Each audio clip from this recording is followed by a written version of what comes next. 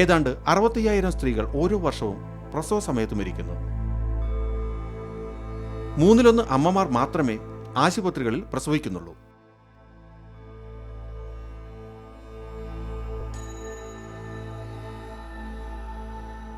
നിങ്ങൾ കാര്യങ്ങൾ വ്യക്തമാക്കണം. നിങ്ങൾക്ക് സ്വന്തം ജില്ലയിലെ അമ്മമാരുടെ ജീവൻ രക്ഷിക്കാൻ സാധിക്കുമെന്ന്.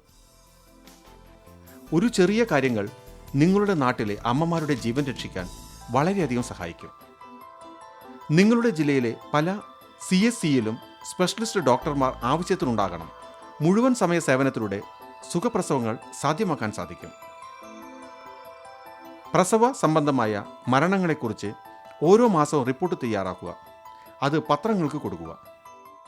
പ്രസവ സംബന്ധമായ മരണമുണ്ടായാൽ 24 മണിക്കൂറിനകം ഈ വിവരം ജില്ലാ ഓഫീസറെ അറിയിക്കണം. അടുത്തതായി ഞങ്ങൾ ചെയ്യുന്നത് ബന്ധപ്പെട്ട ഹെൽത്ത് വർക്കറിനോട് മെഡിക്കൽ ഓഫീസറിനോടും FIR ആവശ്യപ്പെടും.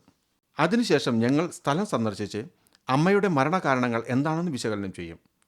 പിന്നീട് ഞങ്ങൾ ഈ റിപ്പോർട്ട് തയ്യാറാക്കി അതിൽ ഭാവിയിൽ ഇത്തരം മരണങ്ങൾ ഒഴിവാക്കാനും കുറയ്ക്കാനുമുള്ള കാര്യങ്ങൾ രേഖപ്പെടുത്തും. മമത മഞ്ജുനാഥ് എന്ന കർണാടകയിലെ തോവിനിക്കരയിൽ താമസിക്കുന്ന സ്ത്രീയാണ് ഇവർ. തന്റെ 3ാമത്തെ പ്രസവത്തിനായി എല്ലാ സൗകര്യങ്ങളുള്ള ഒരു സർക്കാർ ആശുപത്രിയിൽ പോയി. മുൻപത്തെ പ്രസവങ്ങൾ പോലെ ഇത്തവണ അവർക്ക് പ്രശ്നങ്ങളൊന്നും ഉണ്ടായില്ല. ശരിയായ പരിചരണം പ്രസവ സമയത്ത് ലഭിച്ചു. ആശുപത്രിയിൽ ഡോക്ടർമാരും നഴ്സുമാരുമുണ്ട്. പ്രസവശേഷം കുഞ്ഞിന്റെ കാര്യങ്ങൾ അവർ ശ്രദ്ധിക്കും.